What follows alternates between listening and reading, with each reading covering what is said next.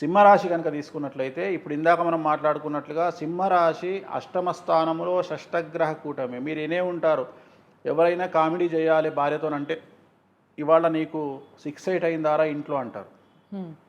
6-8 అనేటువంటిది ఒక తాళం, పాటలో ఒక తాళం. దాన్ని షష్టాష్టకాలు అంటాం మనం భాషలో. షష్టాష్టకాలు అంటే చాలా డేంజరస్ పొజిషన్ అని అర్థం. అంటే 8వ ఇంట్లో 6 గ్రహాలు, దాని షష్టాష్టకాలు.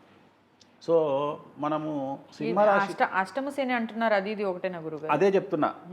షష్టము అంటే 6 గ్రహాలు, అష్టము అంటే 8. అంటే సింహరాశిలో అష్టమ శనిలో షష్టగ్రహ కూటమి.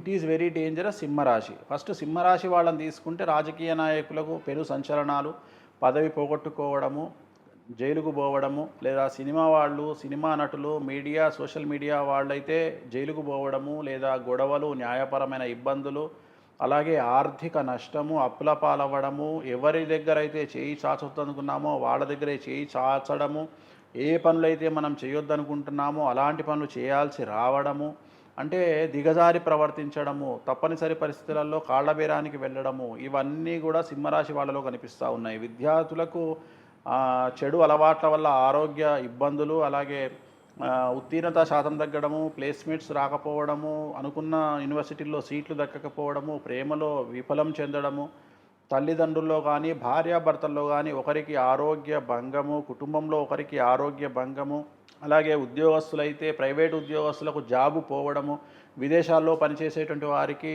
మరీ ముఖ్యంగా యుఎస్, యూకే, న్యూజిలాండ్ లాంటి దేశాల్లో పనిచేసే వారికి ఉద్యోగ భంగము, అలాగే ప్రభుత్వ ఉద్యోగులైతే వాళ్ళ మీద ఏసీబీ, సిఐడి, డిఈడి లాంటి కేసులు, అలాగే వ్యాపార రంగంలో ఉండేవారికి income tax, GST, sales tax సమస్యలు, రైతులకు పంటల విషయంలో పురుగులు పట్టడము, పంటకి పురుగు పట్టడము, లేదా